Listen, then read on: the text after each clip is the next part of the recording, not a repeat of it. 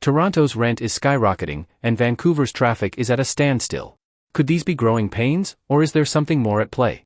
In today's video, we'll discuss the top 7 Canadian cities affected by the migrant influx.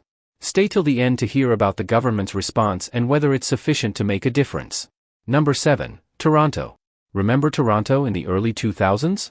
It was a time when the city had a slower pace, friendlier neighborhoods, and less noise.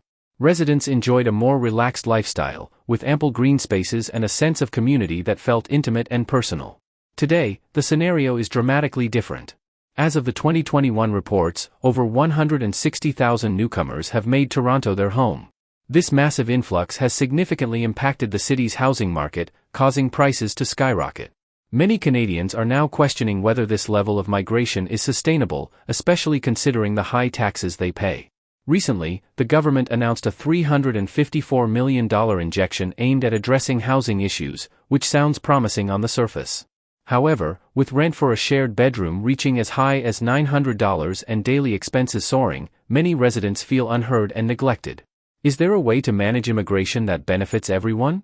Authorities seem to be struggling for answers, leaving many residents frustrated. The city's infrastructure is under immense pressure, with public transportation, healthcare, and education systems stretched thin. The situation in Vancouver only adds to the irritation. Number 6. Vancouver. Driving down Robson Street in the 90s, with a worn Nirvana cassette playing, was a sight many cherished. Back then, Vancouver was a different beast. The majestic mountains were still there, but the pace was slower, the crowds thinner, and finding a decent apartment didn't require selling an arm and a leg. Fast forward to today, and British Columbia experienced record net migration in 2022, with about 100,000 newcomers. This influx is straining resources and making housing affordability a major concern. Many locals are priced out of the market. The Trudeau government recently imposed a 2-year restriction on student permits to address these challenges. While this acknowledges the issue, the question remains, how can immigration be managed in a way that benefits both newcomers and existing residents?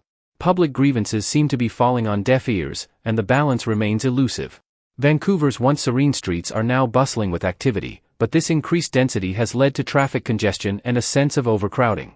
The city's charm is at risk of being overshadowed by these growing pains.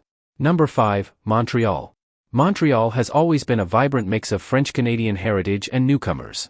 However, lately, the influx seems overwhelming.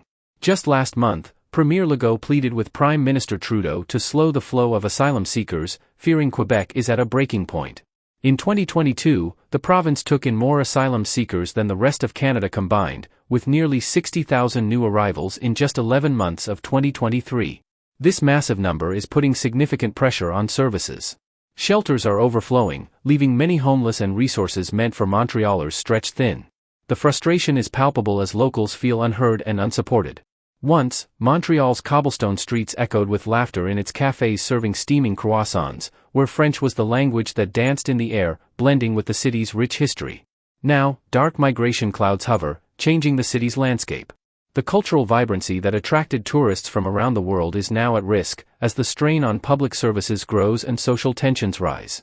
Number 4. Calgary. Calgary, the city of opportunity, known for its wide-open skies and booming job market, is now facing new challenges. A record number of newcomers are flooding in, chasing the dream of prosperity. However, housing cannot keep up with the demand. Some, like recent Ukrainian arrivals, have spent nights at the airport, desperate for shelter. Rent for one-bedroom units has surged by 25%, and food banks are overflowing. Calgary's growth is undeniable, with estimates predicting 62 new residents every day for the next several years, adding up to 110,000 people by 2027, a population boom larger than the entire city of Red Deer. The excitement for Calgary's growth is tempered by looming questions. Where will all these people live? Will city services buckle under the strain? Calgary's legendary spirit of welcome is being tested in this new reality, raising a mix of hope and frustration. The influx of newcomers also puts pressure on the job market, with many finding it difficult to secure employment that matches their qualifications, forcing them to take on lower-paying jobs. Number 3. Edmonton. Edmonton's history is rich with tales of Klondike Day celebrations and a can-do spirit that built a city in the wilderness. Fast forward to today, and the narrative is changing. A record influx of newcomers, over 30,000 expected this year alone, is pushing Edmonton's resources to the brink. Hospitals are grappling with a critical nursing shortage, worsening with each new arrival. Dr. Mark Jones, a local emergency physician, paints a grim picture: we're constantly stretched thin. Wait times are ballooning, and the pressure is taking a toll on everyone. Meanwhile, the cost of living is soaring. Grocery bills bite deeper, and rent for a one-bedroom apartment has jumped by 15% in the past year. Many newcomers struggle with lengthy processing times, hindering their ability to access essential services and secure stable employment. The city projects a population increase of 100,000 by 2030, further straining resources.